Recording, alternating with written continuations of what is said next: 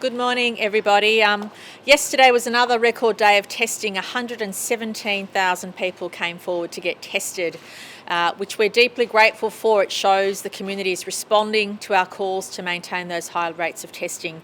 We had 207 cases of community transmission in the last 24 hours to 8 p.m, and at least 50 of those were infectious in the community during that time. And obviously that is a number we want to see reduced over the coming weeks. The main form of transmission remains workplaces and also households, and that is being consistent, and of course that is what we're trying to break the back of moving forward. Can I stress that August is the month where all of us should come forward and get vaccinated? It will be a combination of seeing where the case numbers are in a month's time, as well as the rate of vaccination that determines what August 29 looks like. I've been saying for some months that 80% of the adult population vaccinated would get us freedoms beyond no more lockdowns, and that's 10 million jabs. But clearly when we get to 5 million jabs, or when we get to 9.2 million jabs, which is the 70% number, we'll be able to have a bit more freedom, obviously, than what we do today moving forward. I can't stress that enough. It's really in our hands as to how we deal with the cases coming down as a community, but also our rate of vaccination. And I can't stress that enough. One learning we've had in the last 5 weeks is that the vaccinations, both vaccines, are working extremely effectively.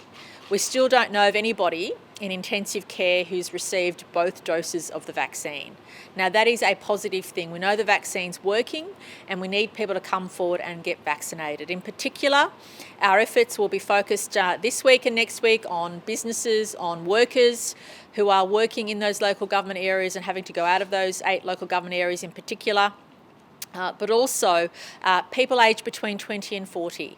Unlike the flu with COVID, it's people in their 20s, 30s and 40s that are most mobile, that are between 2 generations or within 3 generations, that are causing both getting the virus and spreading the virus. So it's really important for us to get people aged between that 20 to 40 age group vaccinated as well. We're urging everybody to come forward, whether it's through your GP, through a local pharmacist, and of course through our New South Wales health hubs. And a number of new hubs are being established every day, including in community halls, in places of worship, places where people feel comfortable. And of course, as I announced a few days ago, next Monday means Kudos Bank Arena is open for Year 12 students in those 8 local government areas, and after that it will be converted to yet another mass vaccination hub. So I say to everybody, let's make August the month we all come forward and get vaccinated. We've always had a sense of urgency in New South Wales, and today is a greater sense of urgency than ever. We have the potential to really speed up the program. We're doing about 500,000 a week through all of those sources, those points of access, and we urge everybody to come forward. Thank you. Dr. Chan. Thank you, Premier. So there were 207 cases of locally acquired COVID-19 and 2 were overseas acquired. A record of 117,009 tests. Now, can I just thank the community and also the pathology companies for processing those tests, as also the swabbers. As the Premier had indicated, we're still seeing a large number of people infectious in the community, and they're leading to infections in workplaces, and they're also leading to infection in other settings. It is critical that every time we move about, we assume that someone near us is infectious with COVID. So that physical distancing, keeping that 1.5 metres away, making sure you're wearing your masks at all times properly, will provide a level of protection, but also make sure that your trips are as short as possible. It is important at this time that we keep all interactions down minimally.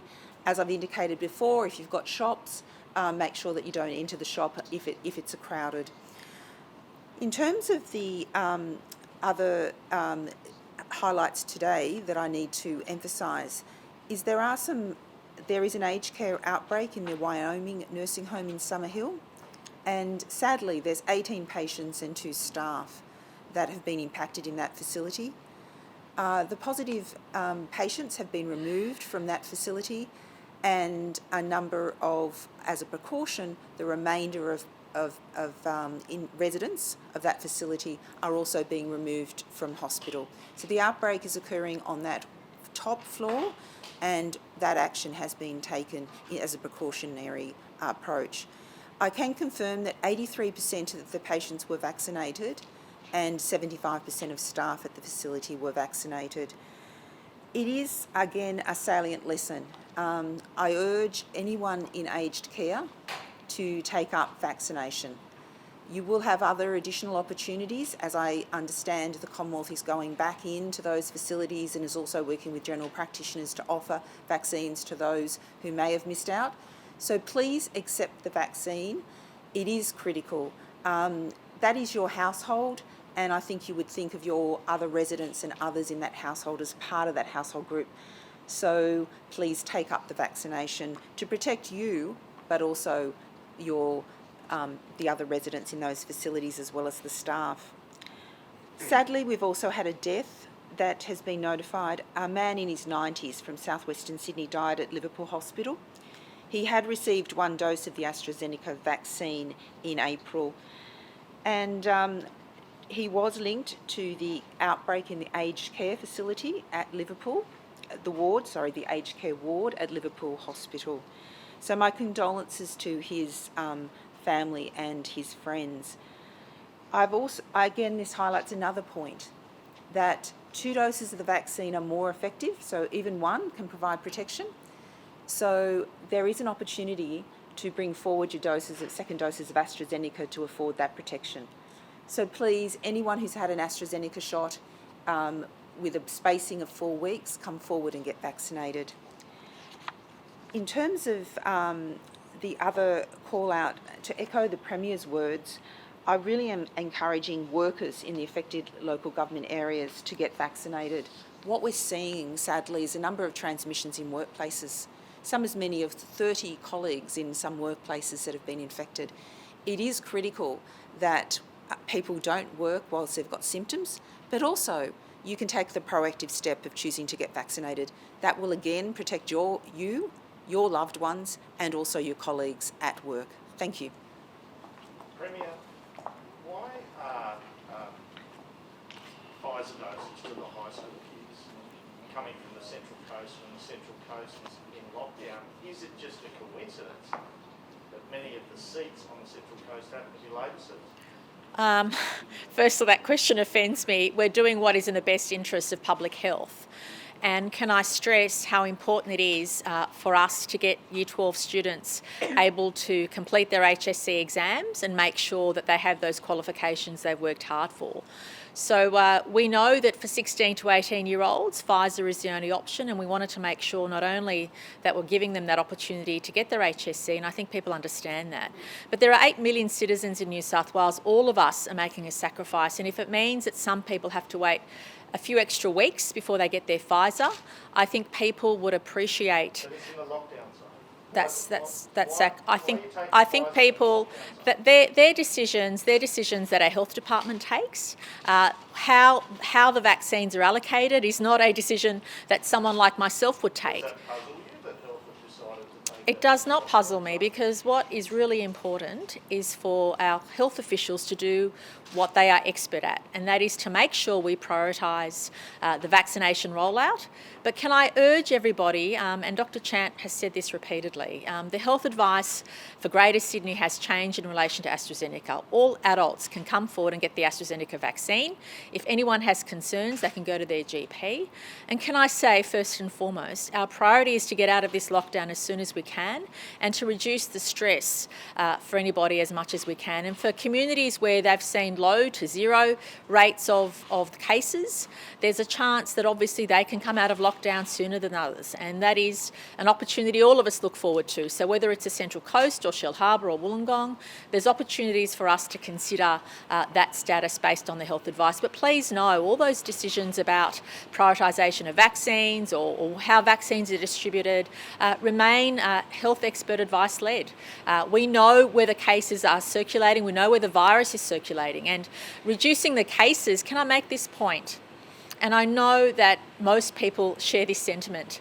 We are all in this together, and if we reduce the cases and we reduce the virus circulating in particular communities, it means all of us can have a greater sense of opportunity for freedom moving forward, because reducing case numbers, reducing the number of people infectious in the community helps all of us. Just on the 5 million doses. I'll let someone else have a question. Yeah. You mentioned the 80% target for the 70 and the 50. You mentioned on current basis we're not going to reach that until September, October.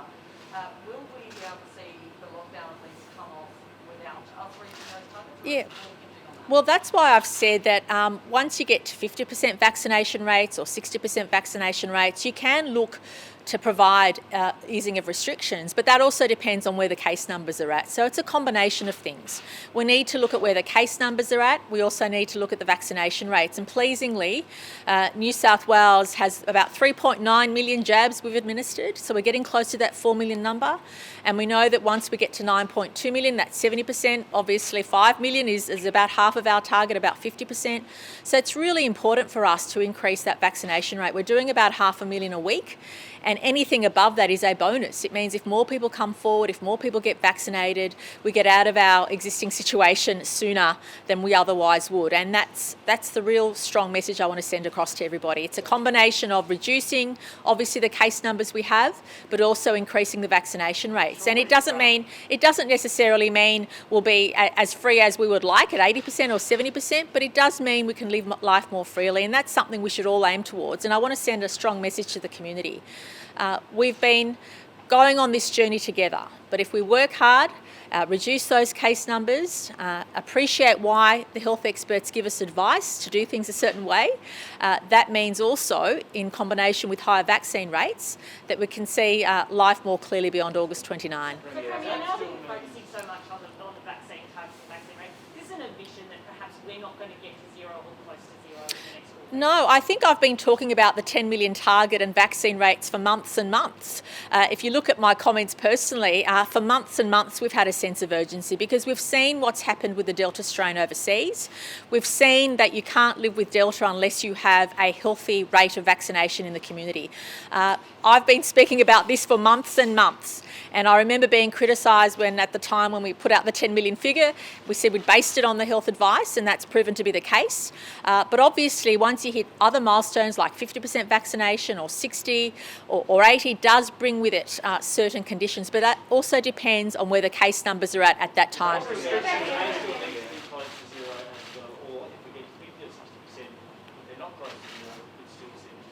Well, look, obviously, the closer we get to the infectious people in the community to zero, the better. It means we can have more freedoms. But that figure, combined with the vaccination rate, will determine the health advice. If the health experts give us advice to say vaccination rates are at a particular level, case numbers are at a particular level, which means we can have some level of freedom back, that's a positive, and that's what we have to aim towards. But it's the combination of reducing case numbers as well as increasing the vaccination rates. But I think what is eminently obvious is that, and look at all the states around Australia, that you can't live with Delta without going in and out of lockdown, or at least until you have the vaccination rate high enough. And that's what... Look, we never lose the opportunity to get close to zero in terms of our infectious rate. That is always our target. But what we're saying is if you have a healthy vaccination rate, it does give you better options to how we can live more freely, and that is what we're looking at. It's a combination of the two. Our strategy is obviously to reduce the number of people infectious in the community, but also to increase that vaccination rate, because that will determine the level of freedom we have moving forward.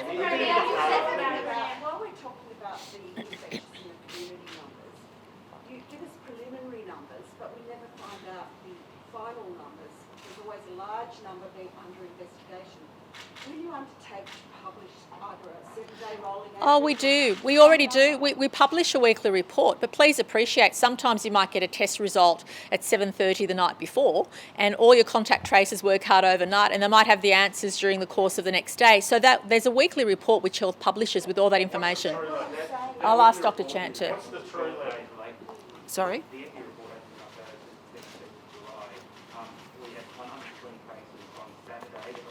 Unknown isolation status, 98 cases yesterday. How many of those were in the community?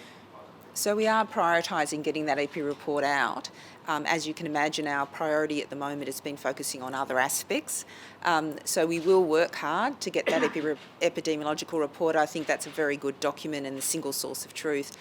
Obviously, when the cases come in and there's large numbers of cases, it does take a while. And our priority really is contacting people, making sure they're aware they're a case, getting their contacts in for testing, because that is the critical public health action we need to take. We then assess their risk factors and do the other data item collections. So how many weekend cases that were unknown isolation status? Look, I think I haven't got that data with me, but as I said, we've always been very transparent in our epidemiological report that we publish weekly. It's a good read, I'd encourage anyone to do so, and we're working hard to get it out. Dr. Chan, can you just clarify, what are the workplaces where we are seeing this transmission happening that you mentioned, up to 30 cases in some cases, and how are you working with those industries perhaps to help them tackle that transmission? So we've recognised a number of industries, and they probably reflect the ones that are necessary to keep us as a city going. So for instance, freight is an example. We've also had that's generated a large number of cases in some of the freight businesses. We've had smaller outbreaks in tinier workplace settings. We've also had incursions or positive cases in food processing, distribution units. Again, they sometimes, because of the good processes that people have put in place, have not led to large numbers of cases, but they're obviously complex because we need to keep those workplaces operational, and we need to do quite a lot of work in terms of finding out the close contacts on those big workplaces. So to some extent, this is a partnership with the industry. I really appreciate the work that a number of the big food and grocery chains have put in place, a number of the food processing, abattoirs, those sort of premises where they are working, and there's also close contact between workplaces. Again, just a call out in the messages, it's really important that you think about the tea rooms and some of those social settings in workplaces, because it sort of avoids the problem if you might have the best safety plans for the actual premise, but if people go and congregate somewhere, it defeats the purpose of the segregation. So I just want to also acknowledge the hard work that the industry's done, and they've picked up a lot of learnings. Sorry, the Queensland Chief Medical Officer has again said today that he doesn't want 18-year-olds having Astrazeneca. Is that your view too? My view is that we follow the ATAGI advice, and ATAGI's looked at risk-benefit. So clearly the advice is for people to have the discussion about the risks and benefits. Everyone's got their personal considerations. They live in different parts of the city, their risk is different. And so for me, it's around informed consent. I would also be very concerned if people did not know what actions to take. So if anyone develops headache or abdominal pain following Astrazeneca, it is important that you seek urgent care. But as I said, I'm very much committed to following the expert advice of ATAGI. Dr. Chan, sorry, just with vaccines, under 16s are currently not in line to be vaccinated. Is it realistic, or how realistic is it that children go back to school this year? Look, it really depends on the numbers. We are hoping to see a turnaround in the numbers. Every bit of vaccine helps us. So the way that it works is that if we have a positive case and everyone in that facility is vaccinated, it doesn't actually cause severe illness, and you don't lead to those ongoing chains of transmission. So vaccines work in two ways, and that's why we're placing so much emphasis on vaccines.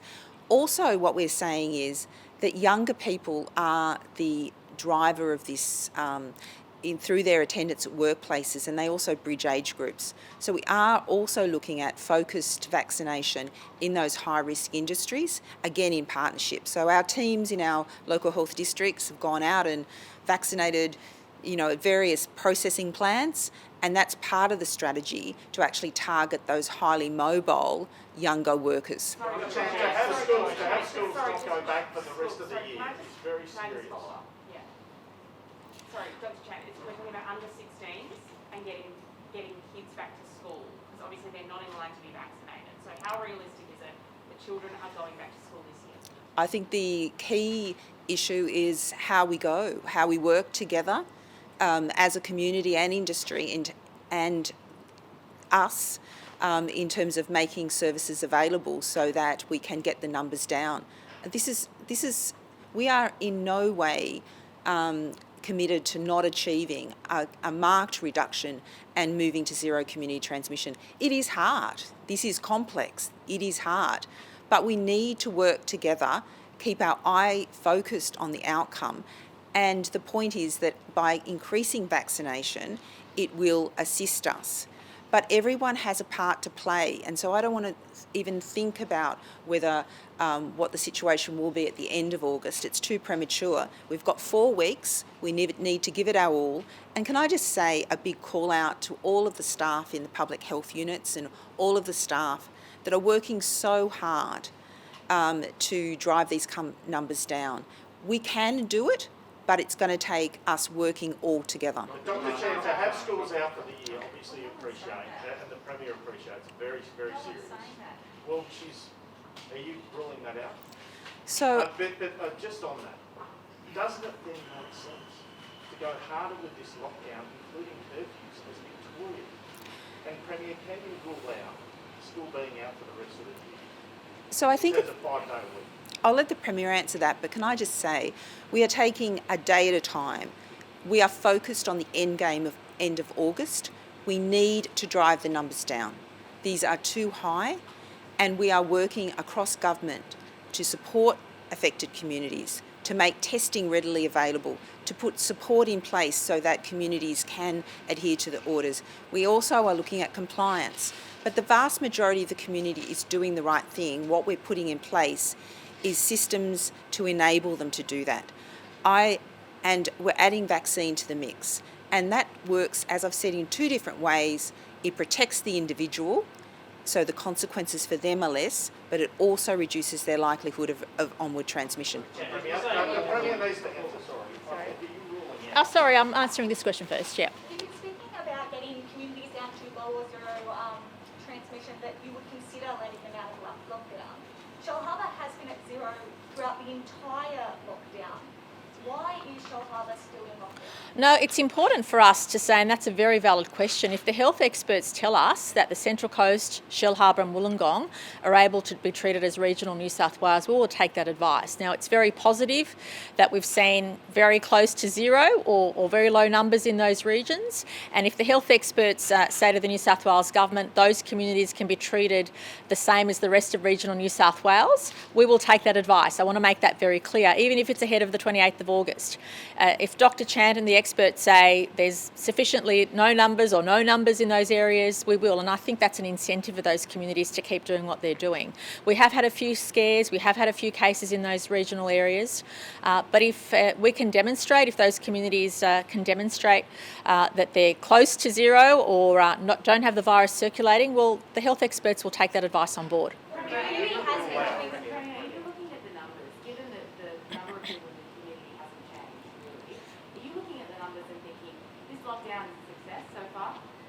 Oh, look, I think whenever you have, it is not a success when you have your community living in lockdown. That is, what future success will be is having our population live as safely and as freely. I don't think anybody's going to suggest, least of all me, that living in lockdown is a good place to be. It's horrible. But we know we have no option at this stage. The Delta strain is proving around the world to be a lethal strain, and as even other states in Australia are finding. It is really, really difficult to control. So what the strongest message that Dr. Chant, myself and Minister Hazzard and the whole team can send to the community is August is the month where all of us should come forward and get vaccinated, because getting the vaccine not only protects us and our family, but it also reduces how contagious people are. We have to focus on workers and people between the ages of 20 and 40 who are particularly mobile, including in those 8 local government areas. And we can also sense that what the world looks like on the 29th of August will be determined by what happens in the next 4 4 weeks. And part of that, a large part of that, is up to all of us. Getting higher rates of vaccination, sticking to the health rules, really allows us to have a fighting chance to have a better level of freedom, obviously, than what we have now, and that's our aim. But least of all, can I say this? I don't want anybody jumping to conclusions about what will happen or won't happen by the end of the year. Let's just take 1 month at a time. Let's just see how we go in August, and please know that every decision we take is based on the health advice. I don't want people feeling concerned beyond August as to what life might look like until we get closer to that time. But please know that what will assist us greatly is if people come forward and get vaccinated, especially those who are working in critical work, in authorised work, especially those in health settings, those that are more vulnerable. It's really important for as many of us as possible to come forward and get vaccinated. We're at 3.9 million jabs already. Obviously, 5 million jabs means we're halfway to our 80% target, give or take, and 9.2 million jabs gets us to 70%. But that's all critical and important, but that also has to be put into context with what the case numbers are doing at the time. So the best outcome for us by the end of August would see a reduction in case numbers and a higher rate of vaccination. That is the best outcome we can hope to achieve, and I'm really keen for us to have those goals in sight. The goal is for us to live as safely and as freely as possible, and the higher the vaccination rate, the greater options we have to getting there. The goal is for 80% of adults to be vaccinated. There is no plan about children. How do we come out of lockdown? How do we open up and live freely if under 16s are not vaccinated? Well, that's based on the health advice. So the health advice tells us that unlike the flu, where children mainly get it and spread it amongst themselves and others, with COVID, the health expert advice is telling us that people aged between 20 and 40 are those greatest at risk of getting the virus and spreading the virus. So we're basing all of this on Dr. Chan's advice, but also the advice coming out of the experts through National Cabinet. So the targets that they have set for us are coincidentally the targets that Dr. Chan had provided me months ago, which is once you have 80% of your adult population vaccinated, you can look forward to living life freely and keeping case numbers at a manageable level. And that's the best health advice we have from Dr. Chan, but also now confirmed through National Cabinet processes. But until that time, we will live with some level of restriction, and the level of restriction is dependent on two things. The level of restrictions will also be dependent on how close to zero we get with those infectious in the community, plus the vaccination rate. And they are the things that will drive decision making moving forward. And we've always said lockdown and restrictions are important to manage COVID, but you can't live with COVID, the Delta strain, you can't live with the Delta strain or what's around the corner unless you have those high rates of vaccination. Will allow the parents will be required to homeschool their kids. Can you rule out school not going back until 2022? Oh, look, I can't predict the future, but I certainly am confident that schools will go back before then. Premier, Venues New South Wales is going to seek approval from the state government to have a vaccine passport for anybody who wants to go to NRL, AFL, etc. One, what's your position on that? And two, should bars? Look, I think our priority is getting people back to school and back to work. Can I make that very clear? So I think there's merit in us considering how quickly we can get people back to school and back to work, and they are the priorities of the government. All those other things, of course, will come in good time. But it's important that if large groups of people in certain industries are coming forward and getting vaccinated, that will give us greater confidence in how we ease restrictions moving forward. Block entry to people who haven't been vaccinated. Surely only allow entry to a football match if people are vaccinated is one of the incentives that you spoke about, giving vaccinated people right back at the start of the Can I say people are worried now about getting to work and getting kids back to school. They are the priorities. So any incentives we can provide to encourage people to get vaccinated, to encourage people to keep the health restrictions, that is our priority. All those other things are great and will come in good time. But we have to appreciate that certainly everybody's priority is getting kids back at school and getting workers back in their workplace, and they are our priorities. All those other things can happen in good time.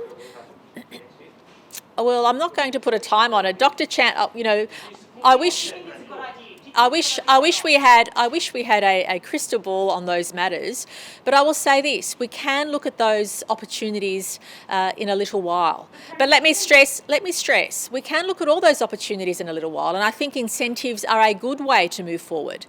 But let me be clear, today I want to talk about kids getting back to school and workers getting back to work. They are our priorities, and all those other things will come. All those other things, please let me finish my sentence. All those other things will come in good time. Premier, how talking about August being a drive to push the vaccine. This is the month to get people vaccinated.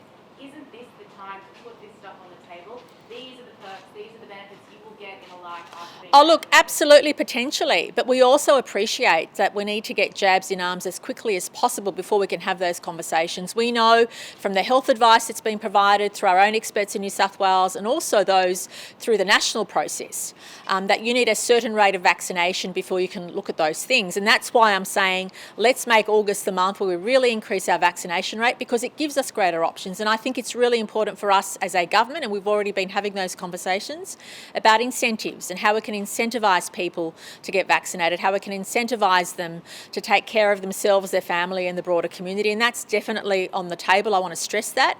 But I also want to stress that I bet you if you did a straw poll of people, households across Greater Sydney, the Central Coast, Wollongong, Shell Harbour and regional New South Wales, people want to make sure our priorities are getting children back at school and also having people work in their workplaces, and they are our priorities. And all the other stuff is very, very important. We appreciate how tough it's been for many industries that have been out of action, and those incentive schemes are definitely on the agenda. We've been talking about them for some time, so I don't want to rule any of them out. In fact, we are as a government amenable to those things, because we appreciate that when people have a goal, when people have something to look forward to, they're more likely to do something, and that's just human nature. So I do want to stress that those things are on the table, but I don't want that to take away from the fact that we understand what stress people are going through at the moment. They want homeschooling to end and they want to be able to work. Premier,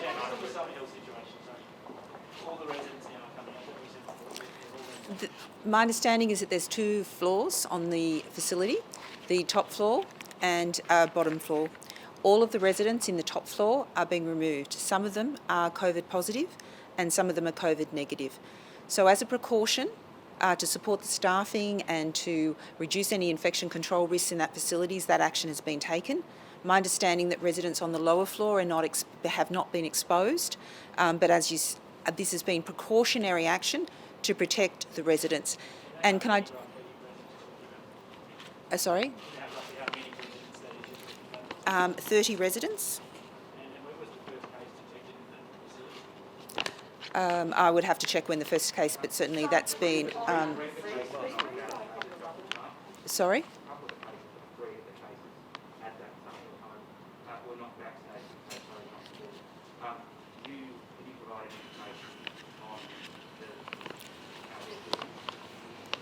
So I'm aware that one person is in getting care in hospital in a more higher acuity, a more what's called a higher dependency unit, and that person isn't vaccinated at this stage.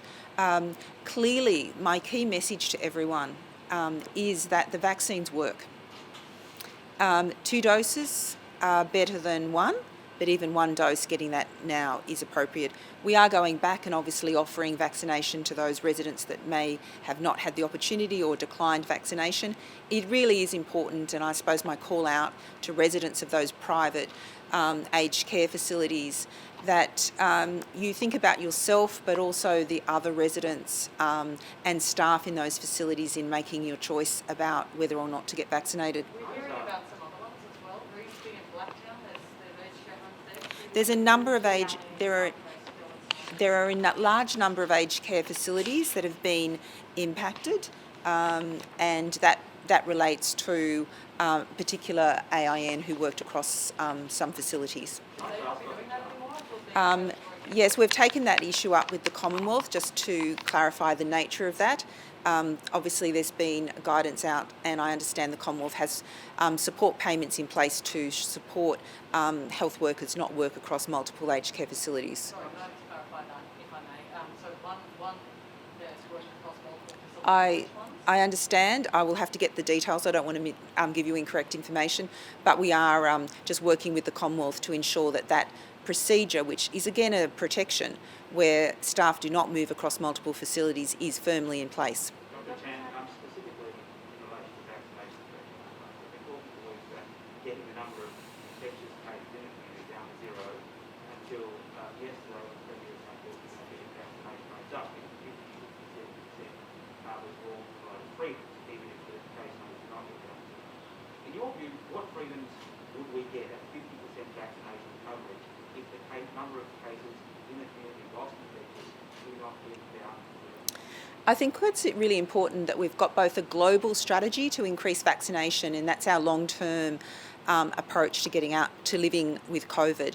But the second component of the strategy is very much a targeted vaccination strategy. So what we want to do is target the workers and those high-risk premises in the affected areas. So there is a global target, but also we are redirecting and refocusing a lot of our effort on meat processing plants, distribution centres, freight companies. Anywhere that needs to be operational to support us provides a risk of having a workplace outbreak. So we want to preemptively get into those workplaces, those high-risk workplaces, and vaccinate them. And also the call out for young people. This outbreak in southwestern Sydney has been largely a very young demographic, which reflects the fact that the majority of people are staying at home, but those that have to work in those essential industries are going out, and they tend to be younger. And that's what's driving those transmissions both back into the household and again in those workplaces. How confident are you that contact tracers are getting to close contacts in a timely way? We've been told it's taking perhaps a week to get to close contacts from infectious cases. Is that the case? Certainly it hasn't been raised that there's a week delay. We are certainly contacting. Our priority is to call cases that are positive, confirm that they are cases, and then ask them for the details of their contacts. We are also asking them to text out to their contacts, and we provide sometimes a text message that they can provide, so that we can really rapidly get that testing cycle. And in some areas we have set up rapid testing clinics which have a 20-minute turnaround in the test. So the idea is that we're trying to condense the time that it takes to get to that next round of contacts. Now clearly our systems have been working under a lot of stress, but we have been ensuring that those key public health actions, and then we get back to them a bit later after those public health actions have been taken to do the full case interviews. We have got the Australian Defence Force coming on as well that commenced today to surge our staffing. So it has been a very busy time, and I just want to appreciate the fact that the positive cases have been very forthcoming with their information and really quite helpful in us identifying those contacts. Sorry, what's the level of compliance with stay-at-home orders? Look, that's probably more of a comment for police, but certainly... No, I mean, for people who are quarantined with 14 days. Okay, so just to be clear, the stay-at-home, because there's sometimes a confusion in the public about this, when you are isolating and you're a case or you're a close contact, you're not allowed to go out of the house. You're not allowed to go shopping. You're not allowed to leave the house. So in terms of the compliance with the isolation, our colleagues in police have also been doing, so we do check compliance in a couple of ways. Often people are under clinical care. You can imagine that we have clinical care teams and people are ringing people at home to check on their health status. In addition, police have also been doing random checks, and I'd probably ask Mr. Warboys to feedback. Yeah, thank you and good morning. Mr. Fuller made it very clear last week that police and with the assistance of ADF would be going around doing checks on people that were subject to positive cases and also subject to orders. That has occurred over the weekend. My understanding is well over 1,000 checks have been made already. That will continue this week and in fact will be ramped up until such times as we need to longer do it. Thank you.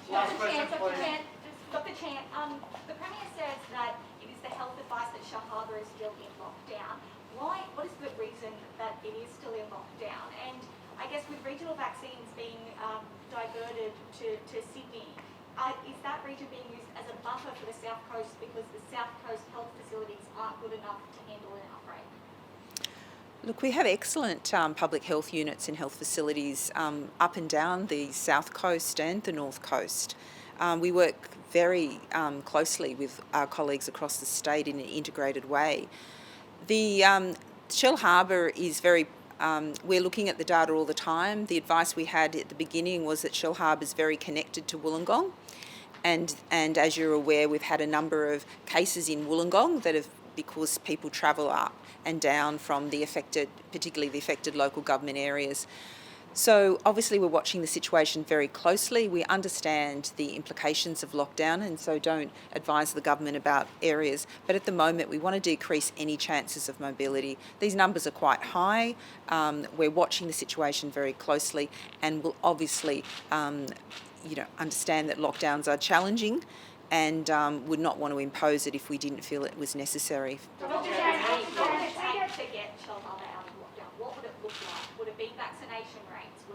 Would it be longer with zero transmission? I think the issue is that we just need a little bit more time to stabilise and drive down the rates of infection in the area. I'm familiar with the geography, and a lot of people do travel for essential work down from the Liverpool, Campbelltown local government areas down to Wollongong and Shell Harbour, and we just need to get those workers vaccinated. The last thing we want to see is an outbreak in those communities. We've kept them safe, and that's our priority at the moment. Dr. Chairman, says she was sacked for giving out to the Pfizer to members of her family, who she says were eligible, but she lost their job as a result. Is that something you'd like to see people doing? Would you encourage that rather than going to waste these leftover doses? Look, I'm not totally unfamiliar with that, but can I just say I do not want to see 1 ounce or 1 dose of Pfizer going to waste at this current time. We need to have as many jabs in arms at this time. Should she get a job back? Should she get a job back? I'm sorry, I don't know. I think I've answered it. I have no. It's a. Yeah, but your advice to the private facility. Look, I can't. I'm not in the position to know anything about it. I think it's premature to comment. All I would like to just stress is I do not want any wastage of Pfizer. Dr. Chan, we got to 50% by the end of August in terms of vaccination, but our community cases were still sitting around the 20 to 30 mark. Would your health advice say to government, you can open up bits of business, you can open up some hospitality in some capacity? Is that sort of where we're heading? Look, I think it's all too premature. Can I just say, myself and the team are just focused on breaking the back of the community transmission. There are a lot of things that have been put in place to support community.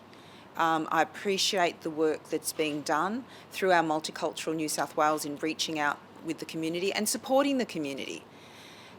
We are also making testing easier, and we're making sure that people are supported if they have any health needs or any other social and welfare needs. So at the moment, I want to give a message of optimism. We need to redouble our efforts, and vaccination is part of it. But also businesses have a responsibility to conduct their businesses in COVID-safe ways, enforce the mask wearing, making sure they've got segregation of staff, not having crowded tea rooms. Everyone can play a part, but I'm in no way given up on achieving marked reductions in achieving no community transmission. Dr. Chan, the Pfizer... Last questions, please. Dr. Chan, the Pfizer redistribution from regional areas, why have those regional areas been chosen? Which ones have been chosen? And will this delay the supply to Wollongong's new vaccination hub? I think what's important is that the regions have been very much spared, and that has been a deliberate effort by a large number of people. At the moment, vaccinating populations in southwestern Sydney and western Sydney, and those young HSC students, they also are the workers. They're often got part-time jobs in supermarkets and other things. They are workers. And they also bridge generations. So as the Premier has indicated, that young age group, through to our 40-year-olds are the sort of ones that are predominantly transmitting this. And so therefore I look at them as students, but I also look at them as often working part-time jobs, often out and about doing other essential tasks and supporting their families. And they're often the bridge between the older generation and the younger generation. And I think that's a critical, given the way that the disease has been spread amongst that group. Hang on. Sorry. Yep. We're talking about getting everyone vaccinated, but there seems to be a bit of a delay for 18 to 39-year-olds booking Astrazeneca shots in Homebush. I looked this morning, first available appointment for an 18 to 39-year-old in English Park Astrazeneca in September. Is that delay because New South Wales hasn't taken up the offer of all the Astrazeneca We have an abundant amount of AstraZeneca vaccine in New South Wales, and if anybody does want to have an AstraZeneca, which I would strongly suggest they do, with appropriate medical advice, if you happen to be a bit younger, then you can go to a GP, you can go to a pharmacist, or you can go to one of our hubs across New South Wales. And I just stress again that Dr. Chant, the Premier, and I have all had AstraZeneca. If you have even the first jab of AstraZeneca, you have around about 90% chance, or 90% safer situation with regard to hospitalisation and death. So get your AstraZeneca. Can I answer something else just in relation to the aged care facility that someone was asking about a little earlier? Of course, that's a private aged care facility, the Wyoming Hardy, owned by Hardy, of course regulated by the federal government. I just want to make clear that there were 61 residents residing in that facility. 51 of them had been vaccinated, as I understand it, so 83%. So 10 of them had not been vaccinated for a variety of reasons. There had been a number of refusals for personal choice, others for medical reasons. I have to say that it's a very strong message, though, to everybody that you should get vaccinated, because out of those 10 who for various reasons refused to be vaccinated, 7 are positive, 7. So go and get vaccinated, it'll keep you a lot safer. Can I also answer a further question, which was how many are being transferred to hospital? There are 32 from the top floor who will now be in hospital as at the end of today. And the reason for that is that some of them are obviously positive and others are close contacts of the positive cases. The ground floor residents are at this point considered to be in a different situation. They didn't happen to be exposed to the assistant in nursing that was employed by the private hospital. And I understand that the actual numbers are believed now to have occurred off effectively a super spreading event that occurred actually in the aged care facility. Sometimes it's not a good idea to have a Christmas in July right in the middle of a pandemic, but I do understand that it's an effort to try and provide entertainment and to support to residents, and those things have to be decided by the aged care facilities. But of course, New South Wales Health and the New South Wales Government's health teams are now picking up and supporting those people who are being transferred to our hospitals. Thank you.